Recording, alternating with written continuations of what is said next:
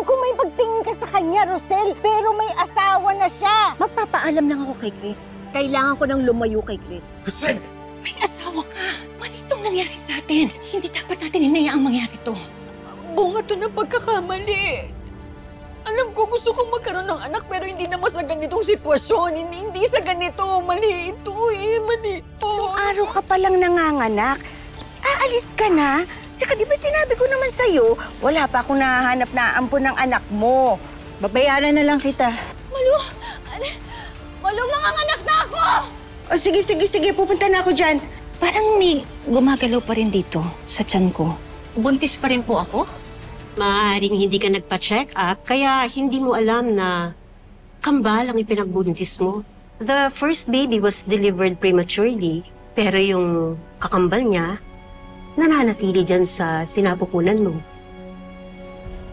Alam, may kakambal pala yung anak. Ang fraternal twins ay nabubuo galing sa dalawang separate eggs. At mayroong dalawang placenta o inunan. In rare cases like yours, naunang ipinanganak yung isa. At yung isa naman nananatili sa sinapupunan and continues to develop. Tinatawag namin itong delayed interval delivery. Alam ko po yan, Dok. Nangyayari talaga yun, friend. Kaya pala, may nararamdaman ako parang may gumagalaw pa sa tiyan ko. Dahil stable ang second baby mo at lumalaki pa sa tiyan, kaya naman hindi imposible na nakakaranas ka ng sintomas ng pagbubuntis.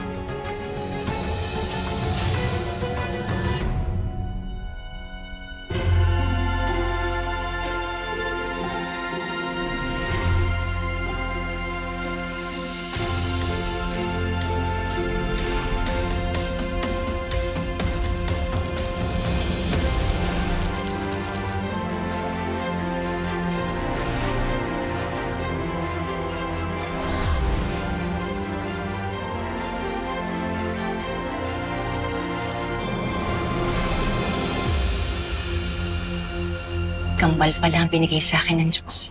Ako, ano ba naman yan, friend? Yung isang anak lang, hirap na hirap ka na. Yan pa kambal. Ano ba namang pagpapahirap yan? Hindi sila pahirap sa akin. Alam ko na hindi madali, pero sisikapin ko na itaguyod ang mga anak.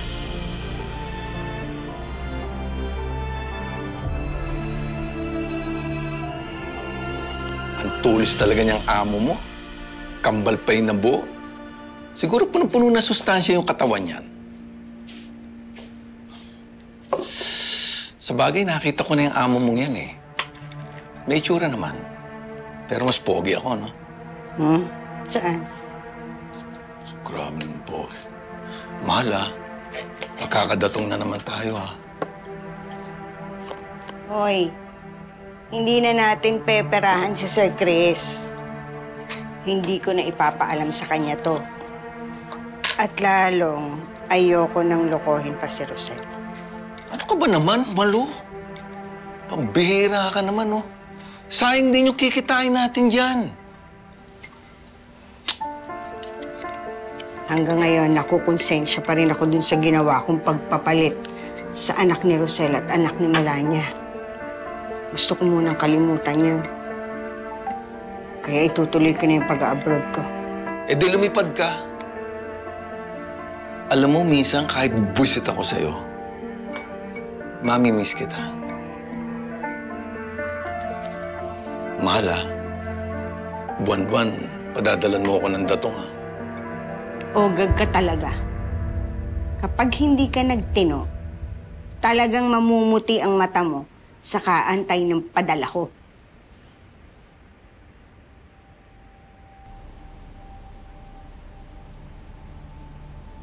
Pare, I have good news.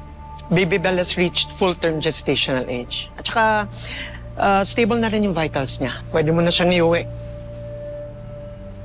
Nako, Dok. Yan nga yung problema ko eh.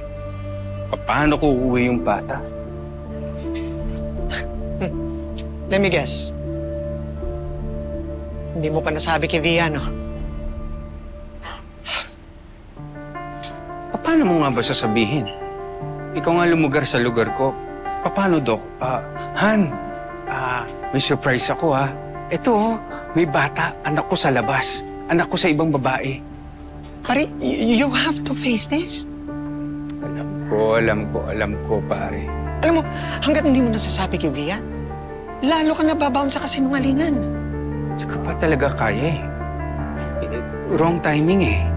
Paano yung bata? Saan mo siya dadalhin? Nandiyan ka naman, eh. Dok, pare, tinulungan mo na rin ako. Lubos-lubusin mo na. Ha?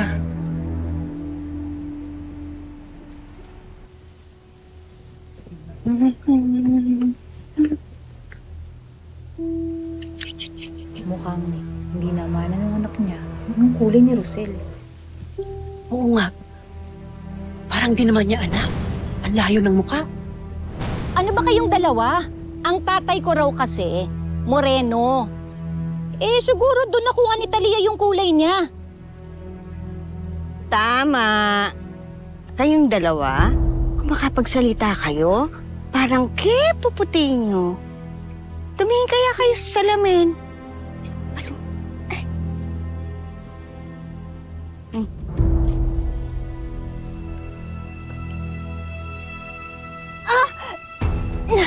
Rosel! Rosel! Malu? Ano? Ang lakas ng hilap ng tiyan ko! Teka! Akin na! Malu! Akin na muna! Malu! Teka lang! Panganganak na yata ako! Rosel! I really feel bad for the child. Basta na lang iniwan na nanay matapos ipanganak. No family, no one to take care of her. So, I figured maybe, you would consider adopting her. What? Adopt? Salvio, that is not something that you just decide on a whim. Han? I think kailangan natin pag-isipan to na maigi. Alam ko naman hindi madali mag-adapt ng bata, eh. Alam kong hindi dapat pabigla-bigla. Pero isipin mo, paano kung ang mag-adapt doon sa baby ay maling pamilya? Hindi siya mabigyan ng tamang edukasyon. Han, isipin mo, this will work on our advantage. Magkakaanak na tayo. And at the same time, matutulungan natin yung bata. Han, the baby needs a family. The baby needs a home. At higit sa lahat, kailangan ng baby na isang mapagmahal na ina. I don't know if I can love a child the way a mother should.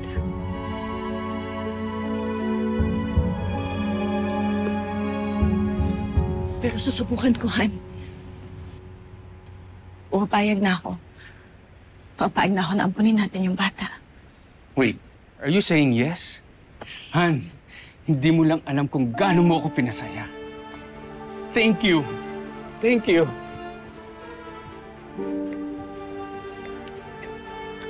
Sandali.